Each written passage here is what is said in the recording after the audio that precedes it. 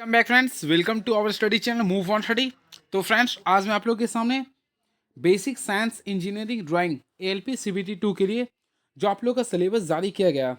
तो फ्रेंड्स, वो सिलेबस मैं सबसे पहले आप लोग को मैं दिखा दिया था, आप लोग देखे होंगे फर्स्ट वीडियो में। आज मैं ये जो क्लासेस लेके आऊँ आप लोग का चैप्टर नंबर 2 लेके आऊँ। इससे पहले chapter number 1 unit and measurement को मैं काफ़ी अच्छे से बताया था, सारे न्यूमेरिकल को, जो भी इसका क्वेश्चन प्रीवियस ईयर में क्वेश्चन आया था वो सारे क्वेश्चन को मैं डिटेल से समझा दिया था। आज फ्रेंड्स हम लोग इसका सेकंड चैप्टर स्टार्ट कर चुके हैं। मोशन का पार्ट है जो कि स्पीड एंड वेलोसिटी से है। तो चलिए आप लोग को मैं स्टार्ट करता हूँ सीबीटी 2 के लिए मोशन एंड वेलोसिटी। तो फ्रेंड्स देखिए, सबसे स्पीड एंड वेलोसिटी। सबसे पहले हम लोग जानना चाहेंगे रेस्ट एंड मोशन क्या होता है। तो रेस्ट सबसे पहले फ्रेंड्स आप लोग फोकस कीजिएगा। देखिए, आप लोग को अंडरलाइन करना पड़ेगा। देखिए, हम यहाँ पे मैं जो बोलूँगा उस चीज़ पे फोकस कीजिएगा, मैं केवल समझाने के प्रयास करूँ। हमारा पूरा कंटेंट जो होगा रुक्मणी प्रकाशन का होगा। क्लियर है? तो देखिए, फर्स्ट ऑफ ऑल रेस्ट, वस्तु समय के साथ तथा अन्य वस्तु के सापेक्ष स्थान परिवर्तित नहीं करती है। यानी कि कोई वस्तु अन्य वस्तु के सापेक्ष अगर कोई स्थान परिवर्तित नहीं करता, सिंपल वे में फ्रेंड्स याद रखिएगा, इसमें कोई परिवर्तन नहीं होते समय के साथ में, तो उसे हम लोग बोलते हैं विराम। इसे इंग्लिश में बोलते हैं रेस्ट। यानी कि फ्रेंड्स, आप अगर अपने स्कूल में जाइएगा, बेंच जहाँ था लास्ट क्लास में आज भी वहीं पर होगा, तो उससे हम लोग बोलेंगे रेस्ट में। ऑलरेडी फ्रेंड्स, अगर आप लोग कहीं पे अपना बुक को रखे होंगे तो वो वहीं का वहीं होगा, जस्ट लाइक सेम, कोई स्थानीय परिवर्तन नहीं हुआ, तो उससे हम लोग क्या बोलेंगे, रेस्ट में। आप लोग को मैं बताना चाहता हूँ, पेड़ जो होता है, पेड़ भी आप लोग का रेस्ट में ही होता है। क्योंकि फ्रेंड्स, अगर आप लोग कहीं पेड़ अगर देखें तो वो वहीं का वहीं रहता है, भले वो कुछ साल बाद देखिएगा उसका ऊंचाई बढ़ जाता है, लेकिन उसका प्लेस जो होता है वही का वही रहता है। इसलिए हम इसे क्या बोले, एट रेस्ट में होता है। क्लियर है? ये एग्जाम्पल आता है इसलिए मैं बताया हूँ। अब देखिए, जब किसी निर्दिष्ट बिंदु के सापेक्ष किसी वस्तु की स्थिति समय के साथ परिवर्तन, फ्रेंड्स यहाँ फोकस कीजिएगा, समय के साथ नहीं बदलती है तो उसे विरामावस्था बोलते हैं। यानी कि अगर समय के साथ नहीं बदलती है तो उसे बोलते हैं विरामावस्था बोलते हैं। क्लियर है? फोकस करना पड़ेगा आप लोग, समय के साथ, यानी समय के साथ कोई वस्तु अगर नहीं बदलती है तो उसे बोलेंगे विरामावस्था। क्लियर है? चलिए, अब बातें करना चाहते हैं डिस्टेंस का। तो फ्रेंड्स, आप लोगों को डिस्टेंस के बारे में बताना चाहता हूँ। फर्स्ट ऑफ ऑल देखिए, डिस्टेंस को मैं अंडरलाइन किया हूँ। क्लियर है? अब देखिए, किसी गतिमान वस्तु द्वारा किसी समय में तय किए गए मार्ग की लंबाई को उस वस्तु द्वारा तय की गई दूरी कहलाता है। तो फ्रेंड्स, यानी कि आप लोगों को बताना चाहता हूँ, अगर कोई व्यक्ति मान लो कि यहाँ से चलना स्टार्ट किया, फिर स्टेप से चला, फिर स्टेप से चला, फिर स्टेप से चला, फिर स्टेप से चला, इस स्टेप से गया, तो यानी मान लीजिए 4-5 किलोमीटर था, ये 4 था, ये 3 था, ये 2 था, ये फिर मान लीजिए 7 था, ये 5 था। तो यहाँ से अगर डिस्टेंस निकालने बोलेंगे तो आप लोग सभी को सम कर दिए, यानी 5, 4, 9, 3, 12, 12, 4, 16, 16, 7, जो भी होता 23, 23, 5, 28, यानी 28 किलोमीटर होगा। क्लियर है? तो इस टाइप से आप लोग को निकालना पड़ता। सिंपल वे में आप लोगों को समझना पड़ेगा, सामान्य शब्दों में कुल पथ द्वारा, यानी कुल तय की गई पथ की दूरी जो होता है उसे हम लोग बोलते हैं दूरी। क्लियर है? यह पथ की कुल लंबाई होता है, यानी कि किसी पथ की कुल लंबाई को हम लोग क्या बोलते हैं, दूरी बोलते हैं। इस चीज़ को आप लोग को फोकस करना पड़ेगा। क्लियर है? किसी पथ की कुल लंबाई को हम लोग दूरी कहते हैं। इसमें दिशा की ज्ञान नहीं होता, यानी कि फ्रेंड्स याद रखिएगा, दूरी में हम लोग को दिशा का ज्ञान नहीं होता, तो जिसमें दिशा का ज्ञान नहीं होता उसे बोलते हैं अदिश राशि, यानी कि हम लोग इसे स्केलर क्वांटिटी कहते हैं। क्लियर है? और फिर स्केलर क्वांटिटी उसे कहते हैं जिसमें केवल परिमाण होता है, यानी जिसमें केवल मैग्नीट्यूड होता है, दिशा नहीं होता, उसे हम लोग क्या बोलते हैं, अदिश राशि। इसके लिए एग्जाम्पल मैं आप लोग को बताना चाहता हूँ। सबसे पहले अदिश राशि का डिफिनेशन बता दिया हूँ मैं। इसमें आप लोग एक ट्रिक याद करिए, उस आर्द्रता की चाबी दो। देखिए, मैं लिख देता हूँ, उस आर्द्रता की चाबी दो। ये ट्रिक याद कर लीजिएगा, आप लोग को काफ़ी फ्रूटफुल होगा। देखिए, उस आर्द्रता की चाबी दो। फर्स्ट ऑफ ऑल आप लोग को फोकस करना पड़ेगा। देखिए, ऊ फोर होता है उष्मा, सा फोर होता है समय, आ से होता है आयतन, द्रा से होता है द्रव्यमान, ता से होता है तापमान, चा से होता है चाल, और दो से होता है द्रव्यमान। यानी कि फिर ये सारे जो एग्जाम्पल है आप लोग का, ये सारे जो होते हैं अदिश राशि होते हैं। क्लियर है? चलिए, हम लोग नेक्स्ट क्वेश्चन देखते हैं क्या लिख रहा है। इसका ऐसे मात्रा क्या होता है, तो मीटर होता है। याद रखिएगा, ऐसे मात्रा होता है मीटर, और सीजीएस में देखिएगा तो सेंटीमीटर होता है। क्लियर है? चलिए, और फ्रेंड्स ये हमेशा पॉजिटिव होता है, यानी कि दूरी जो होता है हमेशा पॉजिटिव वे में होता है। ये आप लोगों को मैं दूरी बताया हूँ। चलिए, बात करते हैं डिस्प्लेसमेंट का, जिससे हम लोग बोलते हैं फ्रेंड्स शॉर्टेज डिस्टेंस बोलते हैं। क्लियर है? देखिए, तो इसका definition first of all focus करेंगे, देखते हैं क्या आउटपुट आता है हमें। किसी निश्चित दिशा में गतिमान वस्तु की अंतिम तथा प्रारंभिक स्थितियों के बीच न्यूनतम दूरी को, फ्रेंड्स आप लोगों को फोकस करना पड़ेगा, शॉर्टेज डिस्टेंस जो होता है उसी को हम लोग बोलते हैं वस्तु का विस्थापन। क्लियर है? मैं बता दूंगा, इसमें दिशा का ज्ञान होता है, यानी कि ये सदिश राशि होता है। देखिए ये क्या है, सदिश राशि है, इसका भी ऐसे मात्रा क्या होता है, मीटर होता है। याद रखिएगा इसका वैल्यू, यानी कि विस्थापन का जो वैल्यू है आप लोगों का जीरो भी हो सकता है, एक भी हो सकता है और नेगेटिव भी हो सकता है, याद रखेंगे। यानी विस्थापन का वैल्यू प्लस भी हो सकता है, नेगेटिव भी हो सकता है, जीरो भी हो सकता है। ये आप लोग याद रखिएगा, ये मैं आप लोगों को बताऊं विस्थापन के संपर्क में, ये आप लोग को फोकस करना पड़ेगा। क्लियर है। अब देखिए इसमें आप लोगों को फोकस करना पड़ेगा। आप लोगों को मैं बताना चाहता हूँ दूरी और विस्थापन में, याद रखिएगा दूरी और विस्थापन में दूरी का वैल्यू विस्थापन की तुलना में बड़ा भी हो सकता है और बराबर भी हो सकता है। याद रखिएगा दूरी का जो वैल्यू होता है विस्थापन के कंपैरिजन में बड़ा भी हो सकता है और बराबर भी हो सकता है। इस चीज़ को फोकस कीजिए, या फिर आप लोग ये भी फोकस कर सकते हैं दूरी जो होता है, दूरी या विस्थापन का जो रेशियो होता है वो हमेशा जो होता है, देखिए ये जो होता है एक से हमेशा ग्रेटर देन होता है। इस चीज़ को आप लोग फोकस कीजिएगा। क्लियर है। अब देखिए ये फोकस आप लोगों को मैं बताया था, विस्थापन धनात्मक ऋणात्मक शून्य भी हो सकता है। विस्थापन दूरी वस्तु का सरल रेखा पर गमन करता है। इसके साथ साथ फ्रेंड यदि वस्तु को ऊर्ध्वाधर ऊपर फेंका जाता है तो कुल दूरी एवं विस्थापन का जो अनंत अनुपात होगा वो अनंत होगा। क्योंकि फ्रेंड्स आप लोगों को फोकस करने पड़ेगा। देखिए मान लीजिए कि ये कोई लाइन है, ये देखिए आप लोगों को मैं बताता हूँ, मान लीजिए कि कोई बिंदु है, इसको मैं ऊपर फेंका हूँ। क्लियर है। अब देखिए ये जब ऊपर फेंका हूँ तो एच दूरी तय किया। क्लियर है। देखिए ये मान लीजिए ऊपर ही जा रहा था। क्लियर है। ये मान लीजिए ये ऊपर जा रहा और सडनली फ्रेंड्स ये आप लोग को मैं बताना चाहता हूँ ये नीचे भी आएगा। तो देखिए कुल दूरी की बात करना चाहते हैं तो एच से गया और एच से आया, यानी एच एच क्या हो गया, कुल दूरी हो गया 2h। वही बात करते हैं विस्थापन का, तो विस्थापन फ्रेंड्स यानी जहाँ से गया वहीं पे वो रिटर्न आ गया, यानी कि वो जीरो हो गया। अब किसी संख्या को जीरो से डिवाइड करें तो क्या होगा, वो अनंत होगा, यानी कि इन्फिनाइट होगा। क्लियर है। तो वही क्वेश्चन लिख रहे हैं, यदि वस्तु को ऊर्ध्वाधर ऊपर फेंका जाता है तो कुल दूरी एवं विस्थापन का जो अनुपात होगा वह इन्फिनाइट होगा। ये क्वेश्चन पूछा जाता है, इसलिए मैं आप लोग को बताया हूँ। क्लियर। देखिए इसका मैं रेशियो बाय लिख भी रहा है। क्लियर है।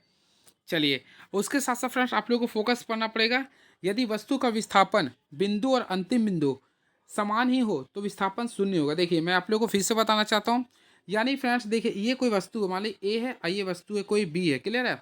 मान ली यहाँ से दूरी है 5 किलोमीटर। तो फ्रेंड्स यहाँ से आप लोग गए फिर ये वापस आए, तो देखिए इसका अगर दूरी निकालना चाहते हैं, अगर दूरी आप लोग निकाल रहे हैं तो 5 गए या 5 वापस आ गया, तो 5 5 क्या हो गया, 10 किलोमीटर हो गया। लेकिन विस्थापन की बात करना चाहते हैं तो शॉर्टेज डिस्टेंस, तो शॉर्टेज डिस्टेंस यानी फ्रेंड्स आप लोग 5 में गए अब 5 में वापस आ गए, यानी 0 किलोमीटर दूरी तय किया ना, तो विस्थापन होगा 0। क्लियर है। इस चीज़ को आप लोग फोकस कीजिएगा। तो यदि वस्तु का प्रस्थान बिंदु तथा अंतिम बिंदु समान हो तो विस्थापन क्या होगा, शून्य होगा। इस चीज़ को आप लोग फोकस कीजिएगा। अगला क्वेश्चन, इसे फोकस कीजिए फ्रेंड्स, वृत्तीय पथ पर दूरी एवं विस्थापन। तो फ्रेंड्स हम लोग वृत्तीय पथ की ओर एग्जाम्पल लेना चाहते हैं। देख सकते हैं आप लोग, मैं एक वृत्तीय पथ लिया हूँ। फर्स्ट ऑफ ऑल आप लोग को ऑलरेडी पता होगा, इसमें हम लोग क्या करते हैं, एक त्रिज्या लेते हैं। तो फ्रेंड ये रेडियस लेते हैं, तो आप लोग को ऑलरेडी पता होगा फ्रेंड्स रेजिस्टेंस होता है वो सेंटर से इक्वल होता है। तो देखिए सॉरी रेडियस होता है, ये आप लोग का रेडियस है, तो ये भी क्या आप लोग का रेडियस है। क्लियर है। अब देखिए मैं आप लोग को यहाँ से यहाँ डिस्टेंस निकाल, इसे बोलूँगा शॉर्टेज डिस्टेंस। क्लियर है। तो फ्रेंड्स याद रखिएगा आप लोग को ऑलरेडी पता। देखिए इस एग्जाम्पल पे थोड़ा सा फोकस कीजिए। मान लीजिए मैं एक सर्कल बनाया हूँ, अब देखिएगा इसमें आप लोग को मैं एक और एग्जांपल दे रहा हूँ, फोकस थोड़ा सा कीजिए ताकि आप लोग को समझा सकूँ मैं बढ़िया से। ये आप लोग देखिएगा, यानी कि क्वाड्रेंट्स कितना होता है, 1 2 3 4। इसमें अगर आप लोग फोकस करेगा तो वस्तु को एक चार वृत्तीय पथ पर गति करते हैं, यानी एक चौथाई पर। तो उसी प्रकार अगर इसका कुल दूरी निकालते हैं तो फ्रेंड्स अगर आप लोग कुल दूरी निकालिएगा तो मैं आप लोग को बताना चाहता हूँ। देखिए सबसे पहले आप लोग को मैं जो बता रहा हूँ फोकस कीजिए, इसका कुल दूरी निकालने के लिए फॉर्मूला होता है जो मैं आप लोग के सामने बता रहा हूँ, यहाँ पे ये रहने दीजिए।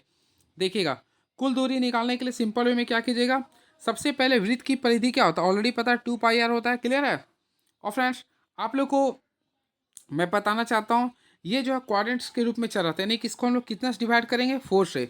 तो अगर इसे सॉल्व कीजिए तो πr/2 क्या लिखिएगा, πr/2 आएगा। यानी कुल दूरी निकालिएगा तो सिंपल वे में πr/2 निकालिए, जो कि आप लोग को देख सकते हैं यहाँ पे किस टाइप से निकाला है। क्लियर है। उसी प्रकार इसका कुल विस्थापन निकालते हैं। तो फ्रेंड मैं क्या बताएं आप लोग को, शॉर्टकट डिस्टेंस देखते हैं। तो ये देखिए ये आप लोग का हाइपोटेनस का कार्य कर रहा। तो हाइपोटेनस का फॉर्मूला ऑलरेडी आप लोग को पता है, अंडर रूट क्या होता है, परपेंडिकुलर स्क्वायर प्लस बेस का स्क्वायर, तो r square plus r square. तो इसे सॉल्व कीजिएगा तो 2r² होगा। ऑलरेडी फ्रेंड्स हम लोग 2 का वैल्यू नहीं जानते तो अंडर रूट 2 रहने देंगे, और आर स्क्वायर का वैल्यू रूट आर का वैल्यू केवल आर होगा, तो अंडर रूट 2 r होगा। क्लियर है। तो ये कुल विस्थापन होगा। और फ्रेंड्स कुल दूरी की बात करना चाहते हैं तो ऑलरेडी अभी जस्ट मैं बता दिया हूँ। देखिए इसे आप लोग नोट डाउन कर सकते हैं, ये क्वेश्चन पॉसिबिलिटी पूछ सकता है। क्लियर है। ये आप लोग को ध्यान में रखना पड़ेगा। चलिए अब देखना चाहते हैं कुछ और कंटेंट हमारे पास है। वस्तु के अर्धवृत्ताकार पथ पर गति करने में, ये क्वेश्चन से फ्रेंड पूछा जाता है। तो चलिए देखते हैं, मैं अर्धवृत्ताकार के रूप में बताना चाहता हूँ। फर्स्ट ऑफ ऑल देखिए, मान लीजिए मैं एक सर्कल खींचाऊँ, क्लियर है। अब देखो ये आप लोग को ऑलरेडी पता है, ये डायमीटर है, यहाँ बीच में ये रेडियस है, ये रेडियस है। अब मैं क्या करता हूँ फ्रेंड्स, देखिए आप लोग को थोड़ा सा मैं जो बता रहा हूँ फोकस कीजिएगा केवल। देखिएगा मैं यहाँ पे क्या किया हूँ, देखिएगा व्हाइट कलर का यूज करते हुए मैं इसे रिमूव किया हूँ। अब आप लोग बताइएगा, यहाँ से तो मैं हटा दिया हूँ ये। देखिए ये हम लोग का सेमी सर्कल बन गया, यानी अर्धवृत्त बन गया ये। हम लोग का इसका क्या निकालना, अभी जस्ट मैं बताया था फ्रेंड्स, ये आपको हाफ सर्कल है ये। हम लोग को इससे निकालना आप लोग को, यानी कि आप लोग अर्धवृत्ताकार बन गया, क्लियर है। अब देखिए मैं इसका वैल्यू लिख देता हूँ, ये आर था, ये भी आर था, क्लियर है। कुल दूरी निकालना, ऑलरेडी इसका पता है वृत्त की परिधि क्या होता है, 2 पाई आर होता है। अब देखिए आधा था तो मैं आधा से डिवाइड किया, 2 कर दिया हूँ, क्लियर है। अब फ्रेंड्स कुल दूरी निकालना था, तो अब हम आप लोग को 2 कैंसिल कीजिए तो क्या बचेगा, केवल पाई आर निकलेगा। क्या बचेगा, ये पाई आर, क्लियर है। लेकिन कुल विस्थापन की बात करना चाहते हैं तो फ्रेंड यहाँ से यहाँ ये आ सकता है ना, तो बिल्कुल, तो कुल विस्थापन ये आर प्लस आर, हाँ, तो आर प्लस आर क्या होगा, 2 आर होगा। तो इसके अनुसार क्या होगा, 2 आर होगा। क्या होगा फ्रेंड्स, 2 आर। तो याद रखिएगा आप लोग, ये भी कंडीशन को आप लोग नोट डाउन कर सकते हैं। कुल दूरी बोलेंगे तो क्या होगा, पाई आर, जो कि मैं सिद्ध कर दिया हूँ। लेकिन कुल विस्थापन बोलेंगे तो क्या होगा, 2 आर। इस चीज़ को आप लोग नोट डाउन कर सकते हैं, किसके लिए, अर्धवृत्ताकार पथ के लिए, क्लियर है। वही बात करना चाहते हैं फ्रेंड 3/4 पार्ट्स के लिए। तो ऑलरेडी मैं आप लोगों को बताया था, देखिए सबसे पहले वृत्त की परिधि होता है 2 पाई आर, क्लियर है। लेकिन आप लोग को मैं बता दें 2 पाई आर होता है, लेकिन यहाँ पे फोकस किए तो 3/4 बोल रहा था, 3/4 कर देंगे। अब आप लोग को सॉल्व करना है। देखिए 2 का टेबल में 2 टाइम्स कट जाए तो 3 पाई आर/2, यानी कि 3 पाई आर/2 हो जाएगा इसका कुल दूरी, क्लियर है। वही कुल विस्थापन की बात करना चाहते हैं, तो आप लोग को वही वर्क करना है जो आप लोग को इससे पहले किया था, यानी अंडर रूट 2 आर करना पड़ेगा। यानी कि देखिए यहाँ से निकालना पड़ेगा, तो ये आप लोग को हाइपोटेनस निकालना है, तो r square plus r square, already आप लोग को पता है अंडर रूट 2 आर स्क्वायर होगा, क्लियर है। अभी अंडर रूट 2 को बाहर कर देंगे, ये आर, तो ये स्टेप से आप लोग काफ़ी अच्छे से कर सकते हैं। तो ये रहा आप लोग का, मैं कंसेप्ट बता दिया हूँ, क्लियर है। चलिए कुछ एमसीक्यू इसका देख लेते हैं, किस टाइप से पूछा जा सकता है। तो फ्रेंड्स आप लोग को मैं बताने चाह रहा हूँ, देखिए एक व्यक्ति, फोकस कीजिएगा, एक व्यक्ति 10 मीटर उत्तर में, आप लोग डायरेक्शन अगर पढ़े होंगे तो आप लोग के लिए काफ़ी फ्रूटफुल होगा। एक व्यक्ति 10 मीटर उत्तर में, देखिए एक व्यक्ति मान लीजिए 10 मीटर उत्तर, यानी मैं ओ से स्टार्ट किया हूँ, उत्तर 10 मीटर चला है, तथा 20 मीटर पूरब, तो फ्रेंड 20 मीटर मैं पूरब मान लिया हूँ चला है, क्लियर है। तो कुल विस्थापन क्या होगा, तो फ्रेंड्स मैं आप लोगों को क्या मान लीजिए ओ था, ये ए है, ये बी है। फ्रेंड्स अभी जस्ट मैं बताया था विस्थापन क्या होता है, शॉर्टर डिस्टेंस होता है। तो हम लोग क्या करते हैं, डायरेक्टली हम ओ से बी निकाल सकते हैं। तो आप लोग ओ से बी निकालिए, तो आप लोग का ये विस्थापन होगा, बिल्कुल होगा। और आप लोग ये देखिएगा, तो फ्रेंड ये आप लोग का क्या आ रहा है, हाइपोटेनस आ रहा। तो आप लोग क्या करते हैं, इसका वैल्यू निकालने के लिए परपेंडिकुलर बेस का क्या स्क्वायर करेंगे। तो 20 का स्क्वायर क्या होगा, 400 होगा। उसी पर 10 का स्क्वायर कीजिए तो कितना होगा, 100 होगा। तो इसे सॉल्व कीजिए तो अंडर रूट 500 आएगा। 500 को तोड़िएगा तो सिंपल वे में फ्रेंड्स आप लोग का लगभग आएगा 22.5 के बराबर। तो इसका राइट आंसर अगर देखा जाए तो 22.5 मीटर समथिंग आंसर आएगा, क्लियर है। वही फ्रेंड्स अगर इसका कुल दूरी बोलता है, तो देखिए बात करते हैं इसका कुल दूरी का, तो सिंपल वे में दोनों को जोड़ देते हैं। 20 और सॉरी 10 और 20 क्या होता है, 30 मीटर इसका दूरी होता है, क्लियर है। तो इस टाइप से आप लोग को फोकस करना है। और याद रखिएगा दूरी का वैल्यू हमेशा याद रखिएगा, बराबर भी हो सकता है लेकिन कम नहीं होगा विस्थापन की तुलना में। इस चीज़ को आप लोग फोकस कीजिएगा। चलिए बात करते हैं हम लोग, देखिए अच्छा क्वेश्चन आ चुका है। आर त्रिज्या वाले पहिया का कोई बिंदु जो सतह के संपर्क में था आधा चक्कर लगाता है, उस बिंदु का कुल विस्थापन क्या होगा। फ्रेंड्स आप लोग को मैं बताना चाहता हूँ, देखिए आर त्रिज्या वाले पहिया का कोई बिंदु जो सतह के संपर्क में था आधा चक्कर लगाता है।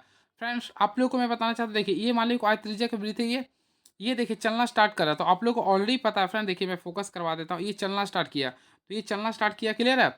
अभी जब चलेगा तो देखिए इसमें आप लोग को बताना, देखिए एक यहाँ सॉरी फ्रेंड्स आप लोग फोकस कीजिए, देखिए ये चलना स्टार्ट किया, ये आप लोग का टच किया गया, क्लियर है। और आप लोग को पता करना है कि ये कितना कुल दूरी तय किया। तो फ्रेंड ये आप लोग का देखिए सिंपल वे में आप लोग को समझना पड़ेगा, ये आप लोग का ये लाइन हो गया। तो यहाँ का दूरी जो था पाई आर होता है, क्या होता है, ये पाई आर होता है। यानी कि आप लोग को पूरा डिस्टेंस निकालना है। सिंपल वे में देखिए आप लोग को इस टाइप से आप लोग का ये तो रेडियस होता है। तो फ्रेंड इसी के आधार पर आप लोग को करना पड़ेगा क्या, देखिए यहाँ से यहाँ एक तो दूरी हो गया। तो देखिए ये यहाँ से मैं आप लोग को बताया था क्या होता है, ये पाई आर होता है। तो हम लोग सबसे पहले पाई आर कर देंगे, और यहाँ से यहाँ अगर कीजिएगा तो 2 आर होगा, तो मैं 2 आर ले लिया हूँ। अब ये दोनों का क्या करें, स्क्वायर कर देंगे। तो फ्रेंड ये स्क्वायर कीजिएगा तो सिंपल वे में सॉल्व किए तो हम लोग आर को बाहर कर देंगे, पाई का स्क्वायर होगा तो पाई स्क्वायर प्लस 2 का स्क्वायर 4। तो ये राइट आंसर आ जाएगा, जो कि आप लोग ऑप्शन नंबर इसमें अगर देखना चाहते हैं। तो फ्रेंड्स अगर फोकस करना चाहते हैं तो आर फिर पाई स्क्वायर प्लस 4 होगा। तो इसमें तो दिया नहीं है कुल विस्थापन के लिए, लेकिन राइट आंसर ऑप्शन ये आप लोग कर सकते हैं इसमें अगर आर को निकालते हैं तो। क्लियर है? चलिए नेक्स्ट क्वेश्चन। एक 10 मीटर सीधी सड़क पर जाती, एक कार 10 मीटर सीधी सड़क पर जाती है और पुनः लौट जाती है, तो कुल विस्थापन एवं दूरी ज्ञात करें। फ्रेंड्स आप लोग को मैं बताना चाहता हूँ, मान लीजिए कि मैं एक कार चला रहा हूँ, देखिए ये कार है, ये देखिए सिंपल वे में देखिए ये कार है फ्रेंड्स। तो आप लोग को मैं बता, ये कार है मान लीजिए कि, क्लियर है? ये 10 मीटर, देखिए ये 10 मीटर सड़क पर ये जाता है, फिर 10 मीटर ही वापस आता है। तो आप लोग को सबसे पहले इसमें निकालना है कुल दूरी। तो फ्रेंड्स आप लोग को मैं बताया था कुल दूरी क्या होता है, 10 गया और 10 वापस आया, यानी कि 10 क्या होगा, 20 मीटर आ गया। लेकिन अगर बात करते हैं विस्थापन का यानी डिस्प्लेसमेंट का, तो शॉर्टकट रास्ता। अब बताइए 10 गया यानी वहीं का वहीं रह गया ना ये। तो फ्रेंड्स आप लोगों को मैं बताया था ये क्या होगा, 0 मीटर होगा। यानी विस्थापन की बात करते हैं 0 मीटर होगा, दूरी क्या होगा, 20 मीटर होगा। तो आप आगे आप लोग देखिए विस्थापन बोल रहा, तो विस्थापन 0 मीटर और दूरी क्या होगा 20 मीटर। तो right answer option number A को काफ़ी अच्छे से क्लिक कर सकते हैं। चलिए नेक्स्ट क्वेश्चन। दूरी विस्थापन के संबंध में निश्चित रूप सत्य है। तो ऑलरेडी फ्रेंड्स आप लोगों को मैं बताया था दूरी अविस्थापन। तो फ्रेंड्स याद रखिए दूरी अविस्थापन में से सबसे पहला गुणधर्म ये होता है, आप लोगों को मैं जो बता रहा हूँ फोकस कीजिएगा। यह देखिए एक से बड़ा भी हो सकता है, एक के बराबर भी हो सकता है। इस चीज़ को मैं बताया था अभी, ठीक है? दूरी का जो वैल्यू होता है वह इसके बराबर भी हो सकता है और उसके बड़ा भी हो सकता है। क्लियर है? तो right answer option number C होगा, यानी उससे कम कभी नहीं होगा। अभी जस्ट मैं आप लोग को बताया था एग्जाम्पल से। चलिए विस्थापन हो सकता है, ऑलरेडी फ्रेंड्स अभी आप लोगों को मैं बताया था। देखिए मान लीजिए कि मैं एक सर्कल में खींचा हूँ, तो इसका विस्थापन क्या होगा, ऑलरेडी 0 होगा। क्लियर है? मैं एक लाइन खींचा हूँ, तो देखिए ये क्या होगा, विस्थापन इसका क्या हो सकता है, पॉजिटिव होगा। और फ्रेंड्स अगर मान लीजिए कि पीछे गिर रहा तो डायरेक्टली ऋणात्मक होगा, यानी कि इसका सभी हो सकता है, पॉजिटिव नेगेटिव और पॉजिटिव नेगेटिव शून्य। क्लियर है? चलिए आई होप आप लोग को क्लियर हुआ होगा। अब देखिए बात करना चाहते हैं चाल का। तो चलिए चाल के बारे में हम आप लोग को बताना चाहते हैं। सबसे पहले चाल, तो चाल को हम इंग्लिश में बोलते हैं स्पीड। किसी वस्तु द्वारा एक सेकेंड में तय की गई दूरी को वस्तु की चाल कहते हैं। और फ्रेंड्स इसे यू से डिनोटेट करते हैं। हम लोग जानना चाहते हैं चाल का फॉर्मूला क्या होता है। देखिए चाल पर आप लोग ऑलरेडी पढ़े होंगे क्लास 9th में। चल तय की गई दूरी बटा समय अंतराल होता है, यानी समय को लिखिएगा। ऑलरेडी फ्रेंड्स आप लोग को पता है दूरी का फॉर्मूला क्या होता है, दूरी कैसे मतलब मीटर होता है, समय का क्या होता है सेकेंड। तो इसका ऐसा ही जो यूनिट निकाले मीटर पर सेकेंड आ गया, क्या आ गया, मीटर पर सेकेंड। तो चाल का ऐसे मात होता है मीटर पर सेकेंड होगा। आई होप आप लोगों को क्लियर हुआ होगा। क्लियर है? और फ्रेंड्स ऑलरेडी आप लोगों को पता है चाल में कोई दूरी सॉरी इसमें दिशा नहीं होती, इसलिए एक प्रकार क्या होगा, ये अदिश राशि होगा, यानी कि speed is a scalar quantity. उसके साथ साथ फ्रेंड इसका मैं ऐसा यूनिट निकालने सिखाता हूँ। सबसे पहले आप लोग को मैं बताना चाहता हूँ, देखिए चाल बार दूरी बटा समय होता है, तो दूरी को हम लोग डिस्प्लेसमेंट डिस्टेंस लिखेंगे और समय को सेकेंड ये लिखते हैं ना। तो देखिए आप लोग बनाना चाहते हो, तो डिस्टेंस का आप लोग को मीटर डिस्टेंस को अगर करते हैं यानी कि मेजर करते हैं तो देखिए लेंथ में करते होंगे। क्लियर है? टाइम को किस में करते हैं, सेकेंड होते हैं, यहाँ टी लिखेंगे। अब इसमें मीटर तो है नहीं, नहीं है ना, तो हम लोग क्या करेंगे, देखिए एम पर पावर 0 लिखते हैं, एल रहेगा 1 और टी ऊपर जाएगा तो ये -1 आ जाएगा, यानी एम नॉट एल टी पर पावर -1 होगा। यानी इसका डायमेंशनल फार्मूला भी मैं आप लोगों को बता दिया हूँ। इसके साथ साथ यदि वस्तु आधी दूरी यू चाल से तथा आधी दूरी भी चाल से तय करती है, तो फ्रेंड्स औसत चाल का फार्मूला आप लोग याद कर लीजिए, ये क्वेश्चन आता है। तो 2u भी इंटू यू प्लस भी होता है, ये भी क्वेश्चन आप लोग के पेपर में पूछता है, ये आप लोग नोट डाउन कर लीजिएगा। क्लियर है? चलिए बात करते हैं वेग का। फ्रेंड्स सबसे पहले लोग को जानना पड़े वेग क्या होता है। तो देखिए वेग क्या होता है, किसी वस्तु द्वारा एक सेकेंड में तय की गई, इसमें फोकस करना पड़े निश्चित दिशा में, निश्चित दिशा में तय की गई दूरी को बोलते हैं वेग। और फ्रेंड इसे वी से डिनोटेट करते हैं, यानी कि हम लोग वी का जो फार्मूला होता है आप लोग को बताना चाहता हूँ, निश्चित ये होता है विस्थापन बटा समय होता है, यानी कि विस्थापन पर समय या फिर समय अंतराल लिख सकते हैं। क्लियर है? उसी के बेसिस पे फ्रेंड्स आप लोग को मैं बताना चाहता हूँ विस्थापन का ऐसे सॉरी मीटर होता है और समय का क्या होता है, सेकंड होता है, यानी कि अगर देखा है तो मीटर पर सेकंड होगा, जो कि आप लोग देख सकते हैं। अब विस्थापन एक सदिश राशि है, तो फ्रेंड ऑलरेडी वेग में भी क्या होता है, निश्चित समय होता है एवं दिशा होती है, तो इसलिए इसे क्या बोलेंगे, सदिश राशि बोलेंगे। यानी इस प्रकार का एक प्रकार का ये वेक्टर क्वांटिटी है। और इसका जो वैल्यू होता है हमेशा याद रखिएगा, एक से बराबर भी हो सकता है, एक से अधिक भी हो सकता है। बात करना चाहते हैं इसका डायमेंशनल सूत्र का, तो वही फ्रेंड्स एम आपका नॉट रहेगा, एल होगा, टी पर पावर -1 होगा, ये इसका डायमेंशनल फार्मूला होगा। क्लियर है? चलिए बात करना चाहते हैं दोनों में डिफरेंस का। तो देख सकते हैं आप लोग, इसे आप लोग ध्यान रखिएगा। देखिए चाल जो होता है देखिए, सबसे पहले चाल का जो वैल्यू होता है धनात्मक और शून्य हो सकता है, लेकिन वेग का धनात्मक ऋणात्मक शून्य भी हो सकता है। ये मेजर इसमें डिफरेंस होता है। क्लियर है? चलिए बात करना चाहते हैं औसत वेग का। तो फ्रेंड्स देखिए, किसी वस्तु द्वारा किसी समय में तय किए गए कुल विस्थापन तथा विस्थापन तय करने में कुल समय के अनुपात को हम लोग बोलते हैं औसत वेग। यानी कि फ्रेंड्स, कुल विस्थापन बटा कुल समय को हम लोग बोलते हैं औसत वेग। क्लियर है?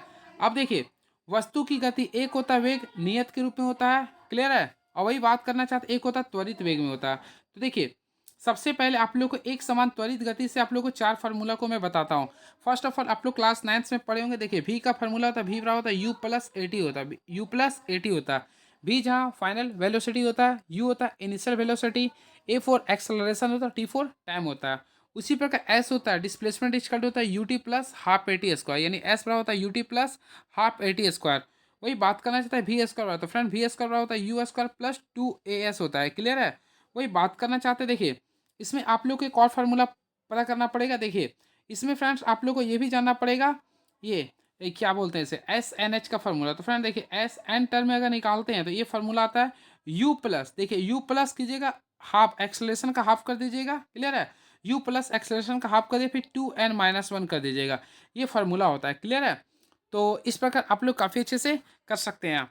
वही फ्रेंड्स, असमान त्वरित गति के लिए तो यहाँ पे हम लोग असमान जब भी रहता है तो यहाँ पे अगर आप लोग को भी निकालना पड़ता है तो आप लोग यहाँ पे डिफरेंटेशन करना पड़ेगा। यानी कि आप लोग को डिफरेंटेशन करने के लिए देखिए, भी निकालना चाहते हैं तो differentiation with respect to time करना पड़ेगा।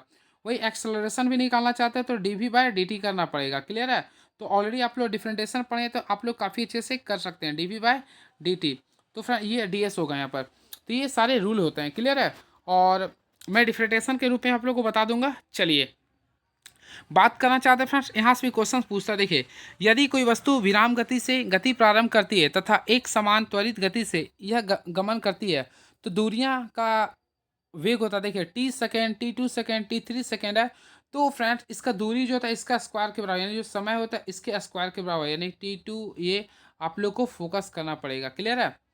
उसके साथ साथ देखिए, यदि वस्तु भी वेग से गति करती है, ब्रेक में आरोपित करने पर दूरी तय करती है, एस दूरी तय करती है, तो वस्तु का वेग एन गुना हो जाए तो ब्रेक के बाद जो दूरी होगा वह एन स्क्वायर होगा। ये भी फोकस करना पड़ेगा, यानी ब्रेक के बाद जो दूरी होगा फ्रेंड्स वह एन स्क्वायर होगा। क्लियर है? इस चीज़ को भी आप लोग काफ़ी अच्छे से नोट डाउन कर सकते हैं आप लोग। चलिए बात करना चाहते हैं एक्सेलरेशन का। तो फ्रेंड्स, सबसे पहले आप लोग को मैं बताना चाहता हूँ समय के साथ वस्तु के वेग में परिवर्तन को। ये क्वेश्चन आता है, देखिए समय के साथ वस्तु के वेग में परिवर्तन की दर को त्वरण कहते हैं। इसे डिनोट करने के लिए एक्सेलरेशन ए का यूज करते हैं। ये फार्मूला होता है, देखिए v minus you by T होता है। ये फार्मूला आप लोग याद कीजिएगा। एक्सेलरेशन का फार्मूला होता है change in velocity with respect to time is known as acceleration. और फ्रेंड्स, ऑलरेडी आप लोग को पता है एक प्रकार की सदिश राशि है, क्योंकि इसमें आप लोग का डायरेक्शन के साथ साथ मैग्नीट्यूड होता है। अब बात करना चाहते हैं इसका, हम लोग मान लीजिए कि ऐसा यूनिट निकालते हैं, डायमेंशनल सूत्र। तो फ्रेंड्स, आप लोग को वेलोसिटी का ऑलरेडी पता, देखिए एम नॉट होता है, एल होता है और टी माइनस होता है। क्लियर है? यहाँ पे भी देख रहे हैं आप लोग को टाइम है, तो टाइम के लिए आप लोग टी-1 यहाँ पे टी कीजिएगा तो यहाँ पे ऊपर जाएगा तो ये एम नॉट ही रहेगा, ये एल रहेगा, टी-1 ऊपर जाएगा तो जीरो, तो यहाँ -2 आ जाएगा, तो एम एल टी पर -2 हो जाएगा। यानी इसका भी फार्मूला मैं बता दिया किस प्रकार आया है। तो ये देखिए, ये आप लोग लिख सकते हैं। इसे लिखने के लिए आप लोग ये भी कर सकते हैं, एम नॉट एल टी पर पावर -2। आई होप आप लोगों को क्लियर हुआ होगा। और इसका ऐसा ही मतलब होता है मीटर पर सेकंड स्क्वायर होता है। ये भी आप लोगों को पता करना पड़ेगा। चलिए मैं आप लोगों को बता देता हूँ किस टाइप से आता है। देखिए, फर्स्ट ऑफ ऑल ए का फॉर्मूला क्या होता है, देखिए v minus you by T होता है। और फ्रेंड्स, एक्सेलरेशन को हम लोग क्या बोलते हैं, मीटर पर सेकेंड बोलते हैं, और समय का क्या होता है, सेकेंड होता है। तो इसे आप लोग कीजिए मीटर पर सेकेंड स्क्वायर आ जाएगा। क्लियर है? चलिए, त्वरण का फॉर्मूला आप लोग को पता है, वेग में परिवर्तन की दर बटा समय अंतराल होता है, यानी ऑप्शन नंबर ए को कर सकते हैं। देखिए, टाइप्स ऑफ एक्सेलरेशन। तो फ्रेंड्स, फर्स्ट ऑफ ऑल होता है एक समान त्वरण। यदि किसी वस्तु के वेग में समान समय अंतराल समान वेग में परिवर्तन हो तो इसे बोलेंगे एक समान त्वरण। असमान यानी क्या होता है, अलग अलग भिन्न भिन्न हो तो उसे बोलेंगे असमान। और फ्रेंड्स, आप लोग को मैं बताना चाहता हूँ, यदि किसी वस्तु के वेग का परिमाण समय के साथ साथ बढ़ रहा है तो वह होगा धनात्मक। और फ्रेंड्स, अगर वो घट रहा है तो उसको बोलेंगे ऋणात्मक। और फ्रेंड्स, याद रखिएगा, तो ऋणात्मक त्वरण को हम मंदन कहते हैं। ये क्वेश्चन पूछा जाता है। मैं आप लोग को फिर से बताना चाहता हूँ, जब किसी वस्तु का वेग परिमाण समय के साथ साथ घटता है, क्लियर है, तो उसे तो बोलते हैं त्वरण, ऋणात्मक त्वरण बोलते हैं। लेकिन याद रखिएगा, ऋणात्मक त्वरण को हम लोग सिंपल वे में याद रखिए, ये इंपॉर्टेंस चीज़ है। ऋणात्मक त्वरण को हम लोग बोलते हैं मंदन, रिटार्डेशन बोलते हैं। ये क्वेश्चन आप लोग का पेपर में भी पूछा जा सकता है। क्लियर है? चलिए, यानी कि अगर आप लोग को बोले -5 मीटर पर सेकंड स्क्वायर है, क्लियर है? तो इसे क्या बोलेंगे? रिटार्डेशन, क्लियर है? चलिए, समय विस्थापन ग्राफ से प्राप्त निष्कर्ष। यदि यह ग्राफ समय अक्ष के समांतर सरल रेखा हो तो इसका अर्थ है समय के साथ वस्तु की स्थिति बदल रही है, यानी वस्तु विरामावस्था में है। तो इस चीज को, इसमें फ्रेंड एक समान धनात्मक गति से फोकस करता है ये। इसमें देख सकते हैं ऋणात्मक गति को शो करता है। चलिए, आप लोग को मैं बताने जा रहा हूँ फ्रेंड्स, सबसे पहले फोकस कीजिएगा समय विस्थापन ग्राफ से वेग ज्ञात करना। तो फ्रेंड्स, मैं आप लोगों को बताना चाहता हूँ समय विस्थापन ग्राफ से किन्हीं दो बिंदुओं को मिलाने वाली रेखा को ढलान कहते हैं, जिसे हम लोग इंग्लिश में बोलते हैं स्लोप। क्या होता है? ये स्लोप होता है, क्लियर है? अब देखिए, आप लोग को इसके बारे में बताता हूँ। देखिए, सिंपल वे में फ्रेंड इसका फॉर्मूला याद रखिए, विस्थापन बटा समय अंतराल। जो आप लोग के लिए इंपॉर्टेंस है उस चीज़ को मैं बताऊँगा। देखिए, इसके लिए इंपॉर्टेंस ठीक ठीक है ये। देखिए, इस ग्राफ में ढाल जितना अधिक होता है वस्तु का वेग भी उतना ही अधिक होता है। इस चीज़ को आप लोग को फोकस करना पड़ेगा, क्लियर है? यानी कि इसमें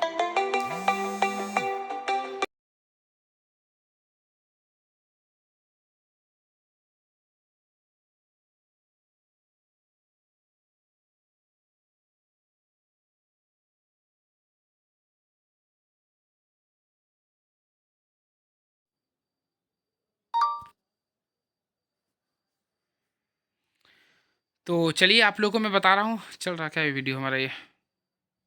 हाँ, बिल्कुल।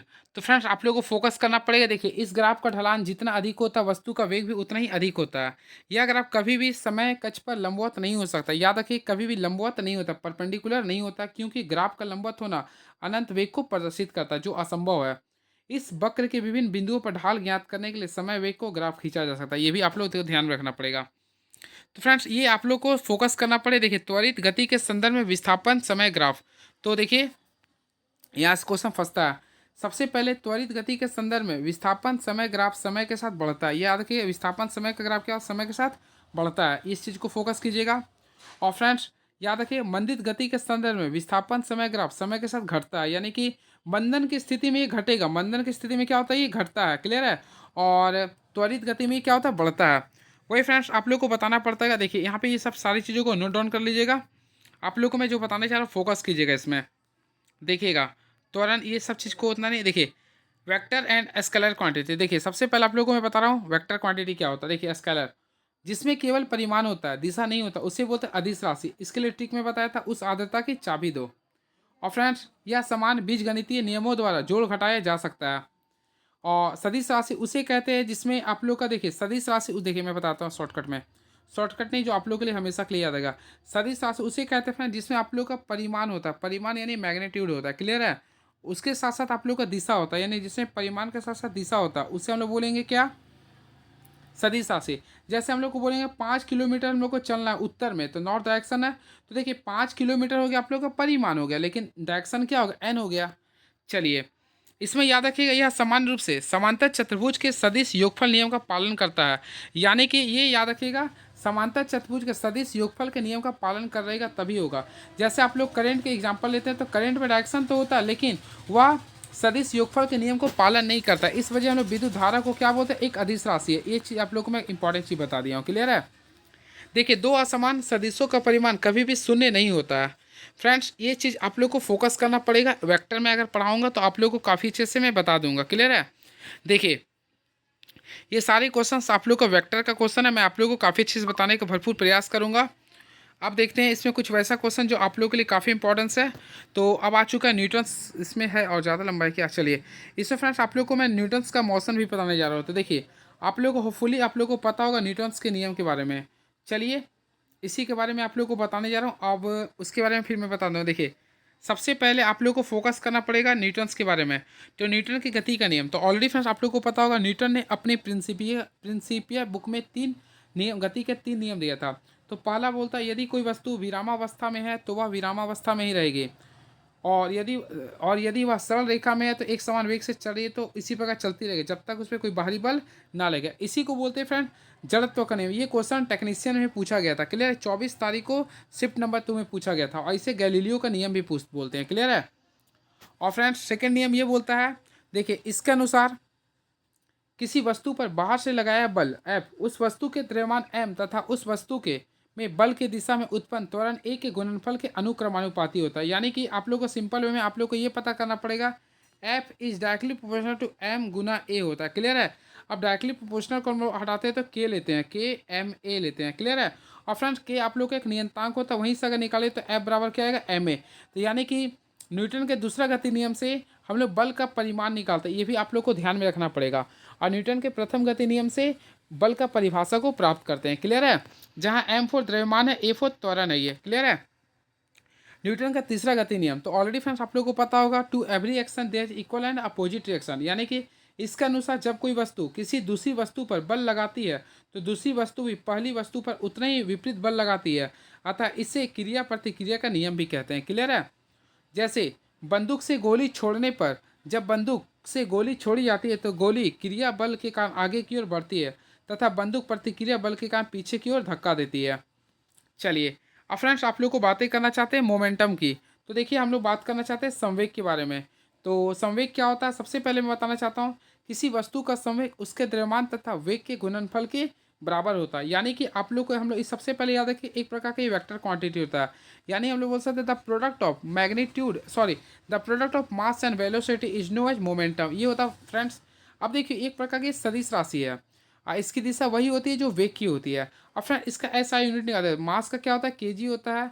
और वेलोसिटी का क्या होता है, मीटर पर सेकेंड स्क्वायर होता है। तो केजी मीटर पर सेकेंड होता है। तो आप लोग इसका अगर यूनिट निकालना चाहेंगे तो केजी मीटर पर सेकेंड होता है। क्लियर है। देखिए इसका यूनिट भी लिख रहा है, ये भी आप लोग को फोकस करना पड़ेगा। अब देखिए गति के समीकरण तो इक्वेशन, यदि कोई वस्तु एक समान त्वरण से सरल रेखीय गति में जाता है तो उसका तीन इक्वेशन होता है। तीनों आप लोग नोट डाउन कर लीजिए। फर्स्ट ऑफ ऑल v बराबर होता है u plus a t. V बराबर क्या होता है, u प्लस ए टी होता है।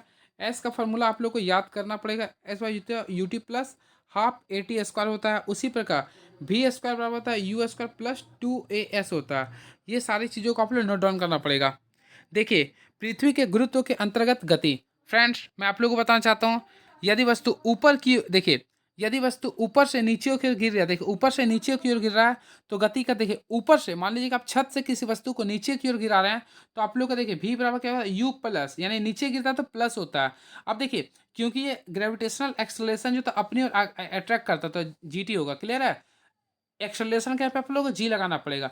वही फ्रेंड्स एस के यहाँ पे आप लोग हाइट का यूज करना पड़ेगा। तो एच देखिए S why U T plus half eighty square होता है ना, तो यू टी प्लस हाफ एक आप लोग क्या करेंगे जी टी स्क्वायर, ये आप लोग को यूज करना पड़ेगा। उसी प्रकार भी स्क्वायर क्या लिखेगा तो you square plus two ji H. तो ये सारी चीज़ों को आप लोग काफ़ी अच्छे से यूज कर सकते हैं। अब देखिए यदि वस्तु विरामावस्था से गिरना प्रारंभ करते हैं, विरामावस्था से करना प्रारंभ करें तो फ्रेंड भी बराबर देखिए आप लोग देखिए विरामावस्था में u बराबर जीरो होता है। क्लियर है। तो देखिए u प्लस जी टी, तो u फ्रेंड्स आप लोगों का तो जीरो था प्लस जी टी, तो ऑलरेडी केवल क्या रहेगा जी टी रहेगा। उसी प्रकार h बराबर क्या होता है U T plus half A T square, तो u को जीरो को t से गुना कर जीरो आ गया तो केवल हाफ रहेगा G T square. I hope आप लोगों को क्लियर हुआ होगा। क्लियर है। अभी स्क्वायर में क्या होता है यू स्क्वायर, तो जीरो हो गया तो यहाँ पे केवल टू जी एच कीजिएगा। तो ये सारी चीज़ों को आप लोग नोट डाउन कर लीजिएगा। अब देखिए जब किसी वस्तु को जमीन से ऊपर की ओर फेंका जाता है तो ऊपर की ओर अगर किसी वस्तु को फेंकते हैं तो फ्रेंड्स वो अगेंस्ट जाता है, तो अगेंस्ट में वो नेगेटिव होता है। यानी कि भी बराबर देखिए यू प्लस होता था तो यहाँ माइनस कीजिए यू माइनस जी टी।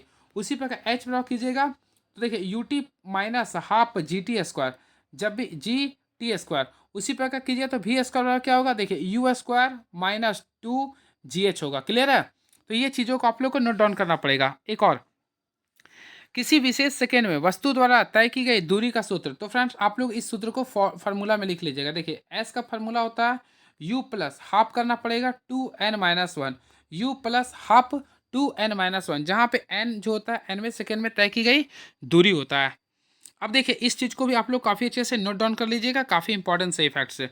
तो देखिए मैं आप लोगों को जो बता रहा हूँ फोकस कीजिएगा। देखिएगा मुख्य तथ्य, तो फ्रेंड्स फोकस कीजिएगा क्या लिख रहा है यहाँ पे आप लोग को मैं रेड बलम, देखिए क्या लिख रहा है देखिएगा किसी ऊंचाई से मुक्त रूप से गिराई गई वस्तु के लिए प्रारंभिक वेग u क्या होता है जीरो होता है। क्लियर है। वही यदि वस्तु को पृथ्वी से ऊपर की ओर फेंका जाए, वस्तु में त्वरण के स्थान पर मंदन उत्पन्न होता है तो उच्चतम बिंदु पर वस्तु का अंतिम वेग v क्या होगा जीरो होगा। ऊपर से नीचे की ओर गिरती हुई वस्तु के लिए जी का मान धनात्मक और नीचे से ऊपर की ओर फेंकी गई वस्तु के लिए जी का मान क्या होगा पॉजिटिव ऋणात्मक। फिर से ध्यान दीजिएगा ऊपर से नीचे की ओर गिरती हुई जी का मान ऊपर से कोई वस्तु फ्रेंड मान लीजिए नीचे की ओर गिर रही है, ठीक है, तो जी का मान होगा पॉजिटिव, क्लियर है। और वही बोल रहे हैं नीचे से, मान लीजिए कोई नीचे है, नीचे की वस्तु को ऊपर की ओर फेंकी जा रही है, तो जी का मान क्या होगा यहाँ पे नेगेटिव होगा। इस चीज को आप लोग फोकस कीजिएगा। यदि वस्तु का घर्षण नगण्य हो तो ऊपर की ओर फेंकी गई वस्तु के लिए ऊपर जाने में लगा समय जो होगा आप लोग का नीचे में जाने वाला समय के बराबर होगा।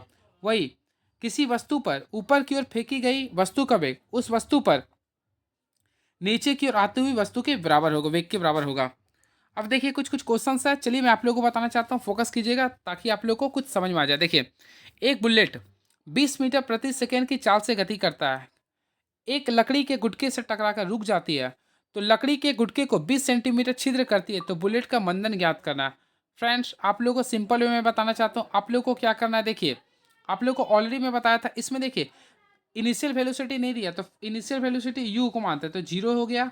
फाइनल वेलोसिटी अगर देखना चाहते हैं क्या लिखा है 10 मीटर पर सेकेंड, मैं यूज कर दिया हूँ। बात करना चाहते हैं आप लोग को यहाँ से निकालना मंदन यानी एक्सेलरेशन यूज करना, जो कि मंदन यानी नेगेटिव में यूज करना है। और यहाँ पे देखना चाहते हैं तो फ्रेंड्स आप लोग को एच जो यूथ यानी एस यूज करते हैं, तो यहाँ पे लिखा 20। अब सेंटीमीटर को मीटर में बदलने के लिए 10⁻⁻2 हम लोग लिख सकते हैं मीटर के रूप में, क्लियर है। यानी कि हम लोग लिखेंगे 20 × 10⁻² लिख देंगे, क्लियर है। अब उसी प्रकार हम लोग फार्मूला जानते हैं, क्या जानते हैं, देखिए यू स्क्वायर में क्या बताया था v² + 2as। तो फ्रेंड्स अगर ये ऊपर जाता है तो माइनस में होगा यानी 2gs होगा। आई होप आप लोगों को क्लियर हुआ होगा, क्लियर है। तो इसी के आधार पे आप लोगों को मैं बताना चाहता हूँ, फोकस कीजिएगा।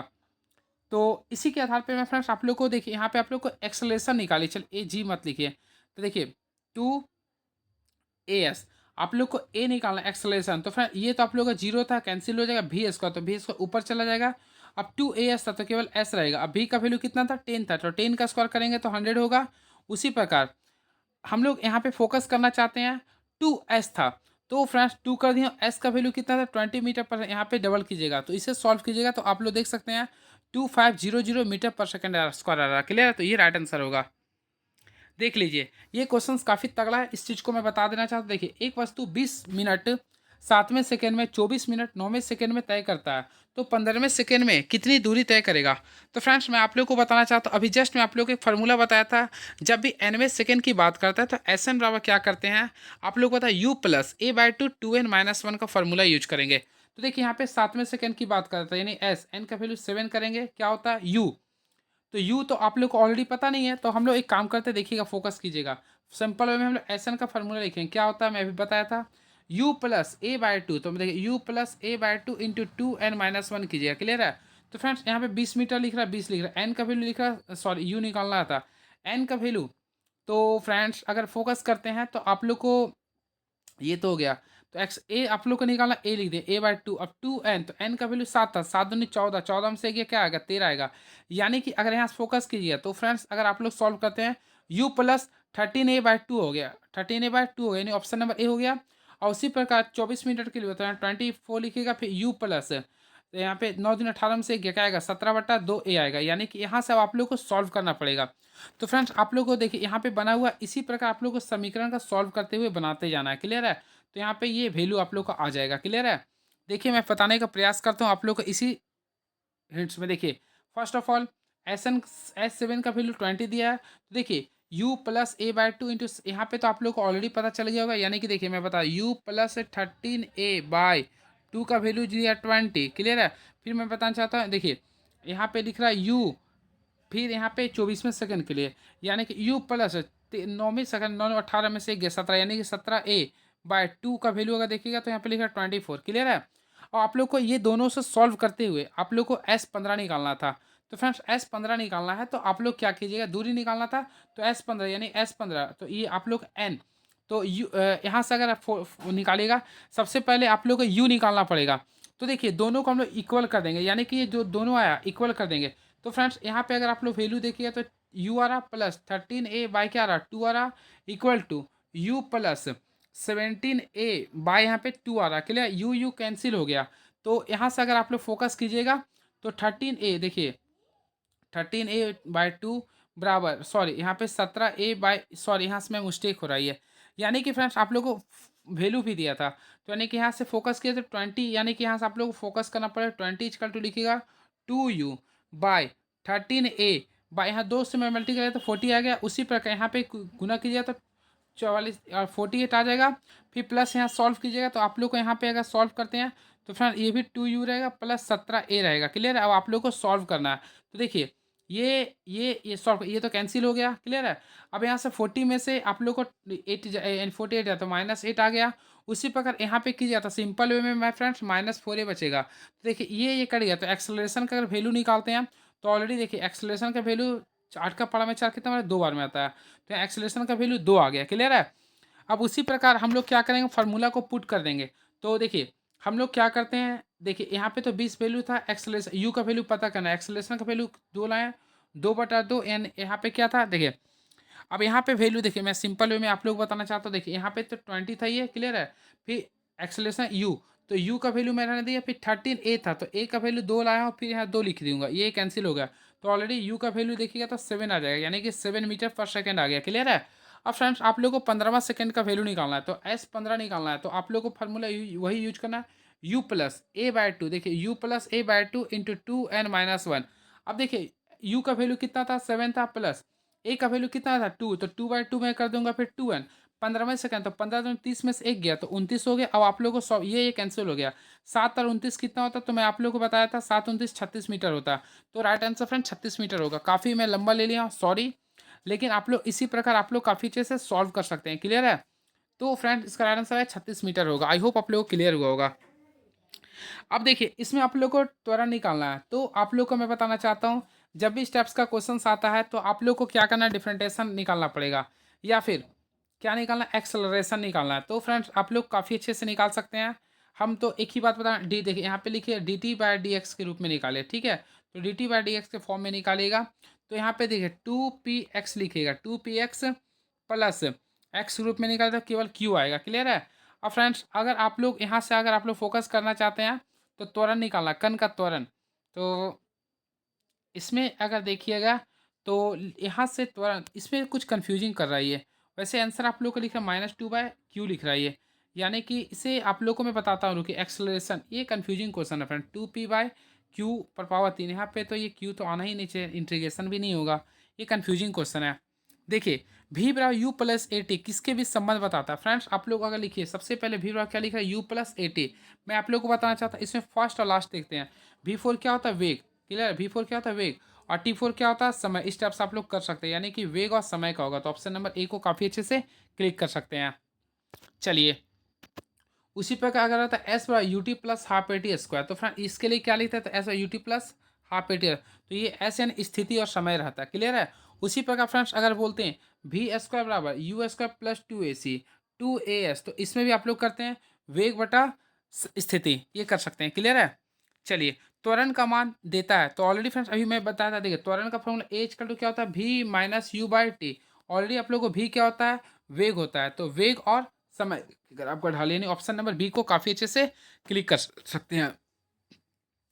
चलिए अब देखना चाहते हैं फ्रेंड्स अब आप लोग के सिलेबस में क्या आ चुका है। तो देखिए प्रोजेक्टाइल बोल रहा है। तो फ्रेंड्स ऑलरेडी अगर आप लोगों को मैं बताना चाहता हूँ प्रोजेक्टाइल होता क्या। देखिए यहाँ पे जब कोई वस्तु उछालने के बाद उड़ान में हो या प्रक्षेपित की गई हो तो उसे प्रोजेक्टाइल कहते हैं। यानी कि देखिए अगर फ्रेंड्स अगर आप लोग बॉल को ऊपर की ओर फेंकते हैं या फुटबॉल को फेंकते हैं तो इस प्रकार आप लोग इसे बोल सकते हैं, प्रोजेक्टाइल बोल सकते हैं। क्लियर है। देखिए किसी प्रक्षेप की गति को दो अलग अलग समकालिक गतियों के घटक के परिणाम के रूप में लिया जा सकता है। अब देखिए इसमें एक घटक बिना किसी त्वरण के क्षैतिज दिशा में होता है तथा दूसरा गुरुत्वीय बल के कारण एक समान त्वरण में ऊर्ध्वाधर दिशा में होता है। सर्वप्रथम गैलीलियो ने अपने लेख dialogue on the great world system 1932 में प्रक्षेप गति के क्षैतिज और ऊर्ध्वाधर घटकों के स्वतंत्र प्रकृति का उल्लेख किया था। यानी किसने किया था, गैलीलियो ने किया था। क्लियर है।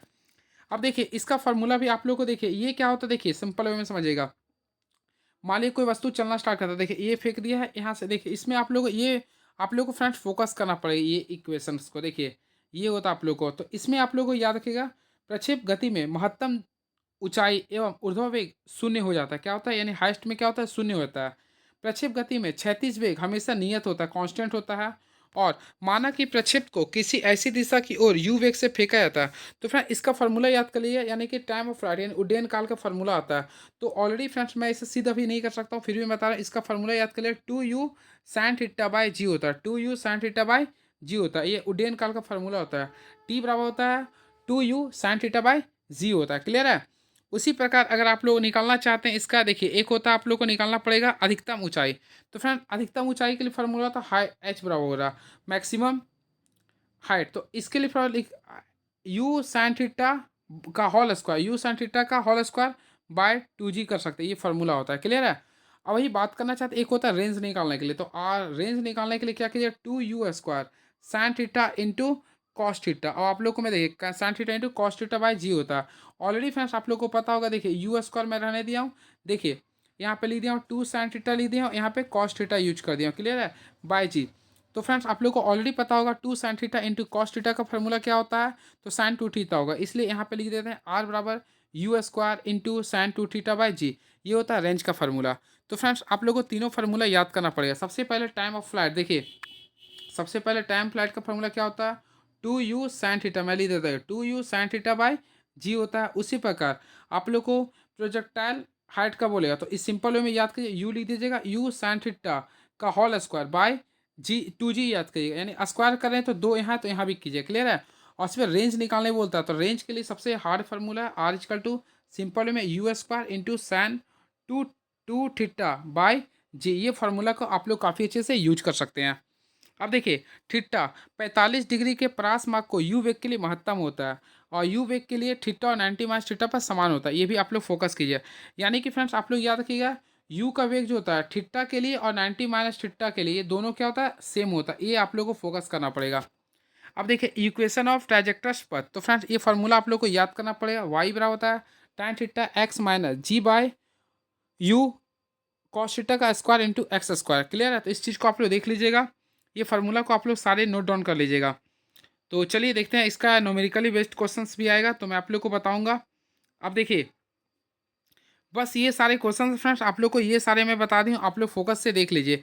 इंपॉर्टेंस पॉइंट्स, इंपॉर्टेंस जो आप लोग के लिए इंपॉर्टेंस है, मैं सारी चीज़ को बता रहा हूँ। देखिए शीर्ष बिंदु पर वेग का क्षैतिज घटक यू एक्स बराबर यू कॉस थीटा तथा वेग का ऊर्ध्वाधर घटक शून्य होता है, ये पहला पॉइंट है। शीर्ष बिंदु पर m द्रव्यमान के कण का रेखीय संवेग एम वी एक्स होता है, एम यू कॉस थीटा होता है। गतिज ऊर्जा already friend half m v square होता है, तो हाफ यूज कर दिए m u square into cos square theta. और ये देख सकते हैं दोनों का वेग बराबर होता है, यानी यू साइन थीटा बाय जी होता है, और टेन थीटा 4h/r होता है, ये होता है। चलिए फ्रेंड नेक्स्ट क्वेश्चंस में आते हैं, तो आप लोग को मैं सारे क्वेश्चंस को बताऊंगा। ये सारे जो क्वेश्चन न्यूमेरिकल देख रहे हैं, आप लोग को मैं न्यूमेरिकल को पूरी अच्छे से मैं बताने का भरपूर प्रयास करूंगा, ठीक है। तो आप लोग को स्पीड एंड वेलोसिटी का जो भी क्वेश्चन था मैं आप लोग के बीच बता दिया हूँ। अब नेक्स्ट वीडियो में आता हूँ, तो आप लोग के बीच में मैं आप लोग के बीच में जो क्वेश्चन बताऊँगा वो इसका पूरा न्यूमेरिकल होगा। हो सके तो मैं वो लाइव क्लास आकर मैं आप लोग को बताने का भरपूर प्रयास करूँगा, क्लियर है। और फ्रेंड्स हो सके तो इसके बाद मैं आप लोगों का जो चैप्टर स्टार्ट करूँगा मास वेट एंड डेंसिटी होगा, क्लियर है। चलिए तब तक हमारे चैनल के साथ आप लोग बने रहिए। Thank you so much, please subscribe my YouTube channel move on study. Thank you so much and hope for the best. चलिए थैंक यू सो मच।